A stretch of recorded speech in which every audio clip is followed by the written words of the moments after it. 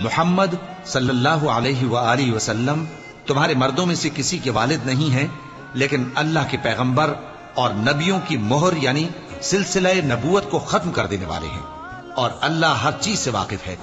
اے اہل ایمان، اللہ کا بہت بہت ذکر کیا کرو اور صبح و شام اس کی پاکی بیان کرتے رہو۔ وہی تو ہے جو تم پر رحمت بھیجتا ہے اور اس کے فرشتے بھی، تاکہ تم کو اندھیروں سے نکال کر روشنی کی طرف لے جائے، اور اللہ مومنوں پر مہربان ہے۔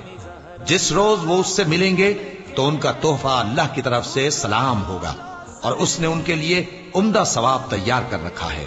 اے پیغمبر، ہم نے تم کو گواہی دینے والا اور خوشخبری سنانے والا اور خبردار کرنے والا بنا کر بھیجا ہے، اور اللہ کی طرف اسی کے حکم سے بلانے والا اور چراغ روشن۔